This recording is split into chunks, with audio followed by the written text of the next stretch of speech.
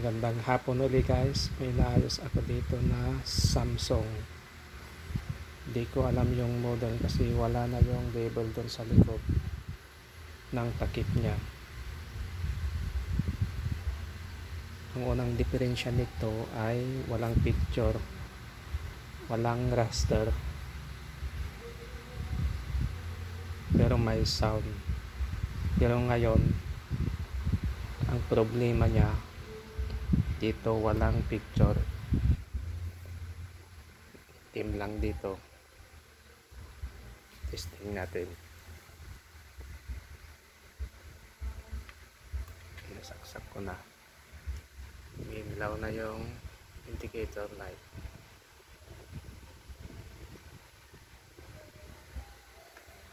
Yan, ganyan o. Yan, blanco. Patayin ko muna. Kanina kasi tinanggal ko ito buo dito. Nung tinanggal ko ito buo, tapos ito naman ang tinanggal ko buo dito, dito naman itim. Ang nakita ko may panda dito, yan o.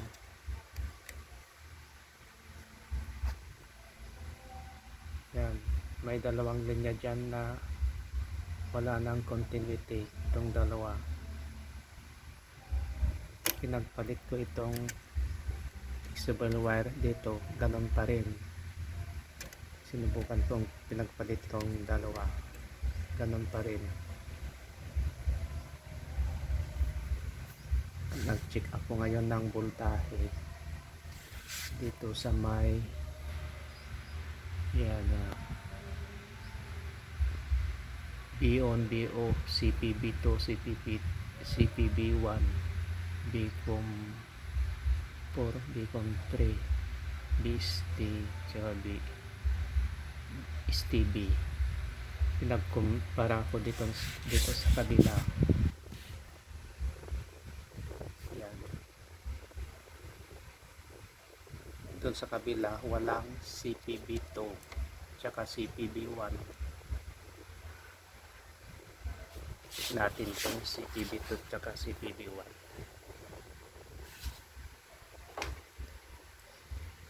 Nakaset ito sa 20 volts. Saksak ko.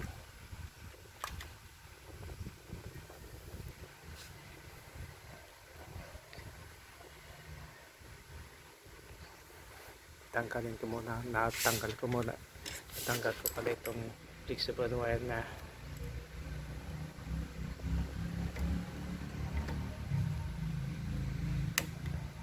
Yan.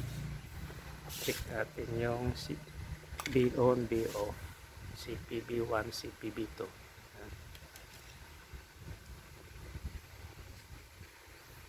Yan.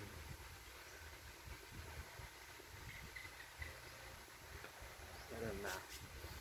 Check muna natin itong CPB2. Ito. Yan, 1.5. CPB1. Ito CPB1. 2.6. BO negative 7.5. B-on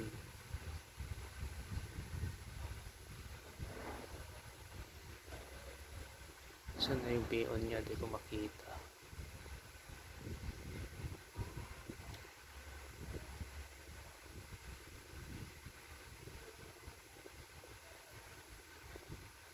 Yun pala si CPB1 B-on. Ito yung BCOM nya 5.9. BCOM 1, BCOM 2 5.8.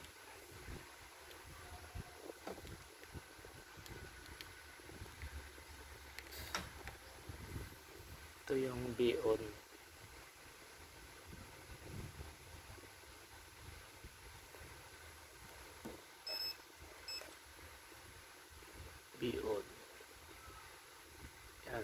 20.2. Check natin ngayon sa kabila.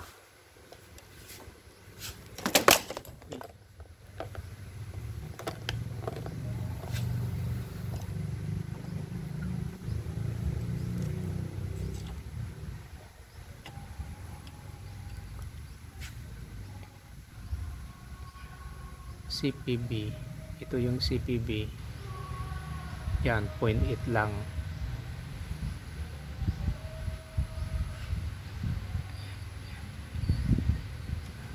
CPB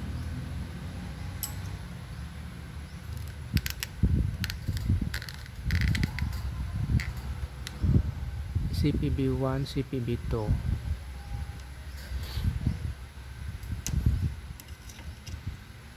Ito yung CPB1 0.8, CPB2 yan 0.6, wala, hindi tulad doon sa kabila. STB wala talaga itong STB, pati sa kabila wala. Ito yung BO, negative 7.5. BON ay hindi pala, BCOM BON, ito yung BON pala, yan 20.2.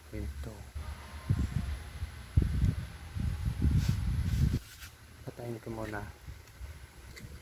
Nag-check ako ng continuity dito papunta dito, may open siya dito, nabasa siguro ito kaya ganito na guys, tingnan nyo, kaya nasira din itong ribbon wire nya. Yan o, may na-open dyan. Ang gagawin ko, gagamitan ko na lang ng magnet wire, jumper ko na lang dito, susuplayin ko dito yung 2.6 saka 1.5 hanggang dito pala. Okay guys, jumperan ko muna kung gagana na. Ito na guys, natanggal ko na yung itim dito, kaya lang parang may guhit siya dito. Tingnan nyo, ito yung ginawa ko, nilagyan ko ng magnet wire kasi walang supply yung CPB1 tsaka CPB2 dito ako kumuha ng supply. Yan dito, listing natin.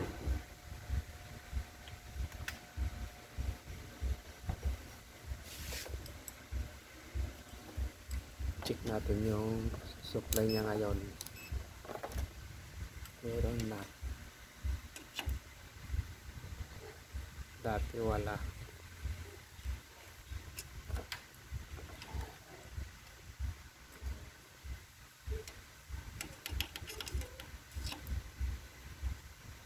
Check natin yung CPB1, yan 2.5, CPB2 1.4. yan, tingnan nyo, buo na, wala na yung kan dito, yung itim, kaya lang ganito ang kanya. Yan, dapat ganito sana.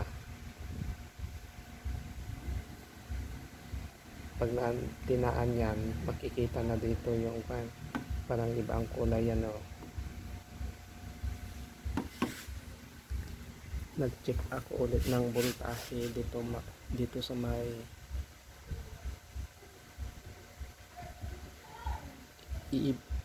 ano to, hindi ko makita, dito sa may BTD 3.3 volts dapat to.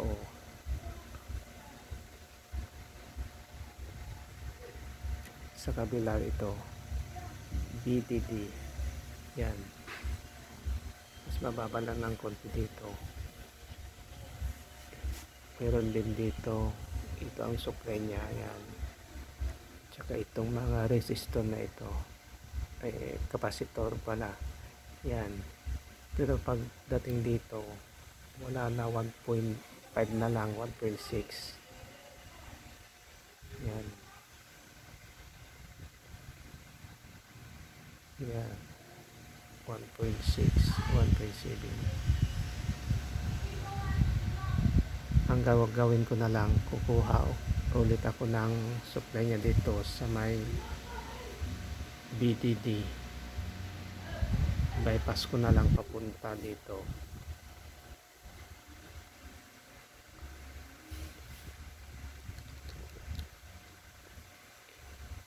Papunta dito 1.6 lang, 1.7, tsaka ito, tsaka ito. Pero ito buo, itong dito sa kabila, tingnan nyo, ito yung isa, yan, tsaka ito yung dalawa, yan. Ganon din dito, yan, tsaka ito, tsaka ito.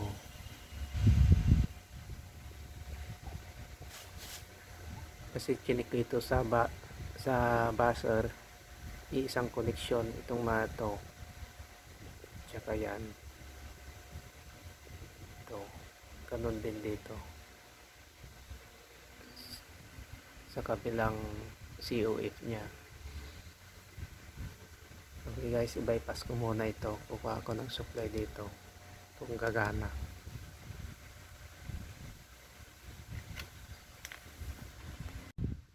Ito na guys, na-i-bypass ko na yung BDD nya, ito BDD. Kumuha ako dito, gumamit ako ng magnet wire papunta dito sa may capacitor na tatlo, yan. Dito ko na lang nilagay kasi ito magkakonekta din lang naman. Ito yung masama-sama, ito magkakasama, ito naman, tsaka ito, tsaka yon.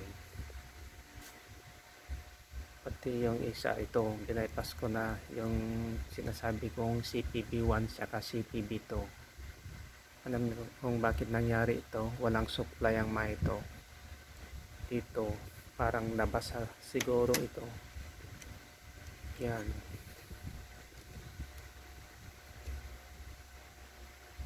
Dito sa may top board nya, ayan o, yan, may na-open dyan na linya, kaya ganon. Dito okay naman, dito lang banda dito, yan. Testing na natin.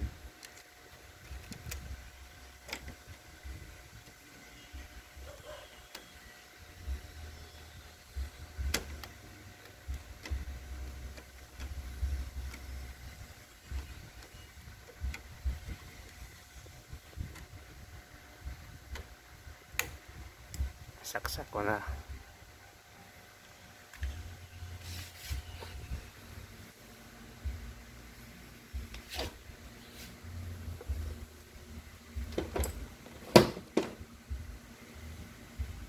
I-video natin para makita. So, wala na yung kulay green dito, malinis na oh.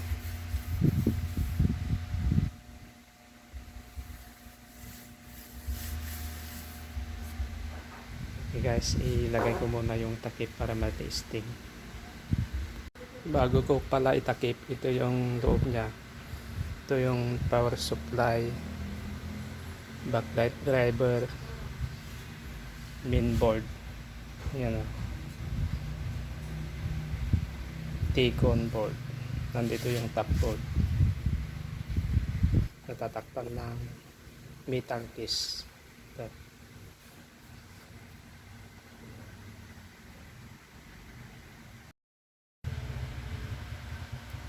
Ito na guys, naibalik ko na yung takip. Testing na natin.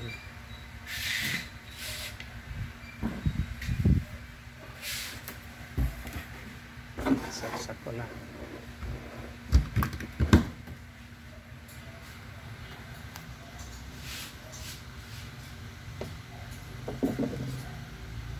Wala.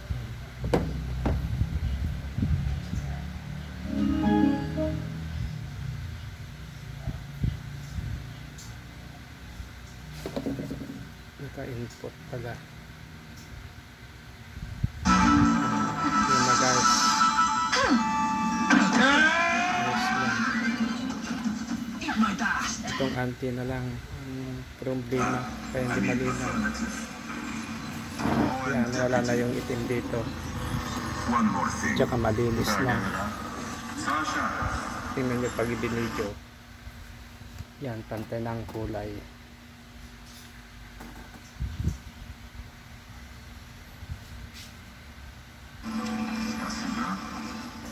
Okay guys, kung nagustuhan nyo ang aking video, huwag nyong kalimutan i-like and share, at huwag nyo na rin kalimutan pindutin yung subscribe button at yung notification bell para updated kayo sa bago kong i-upload na video. Maraming salamat.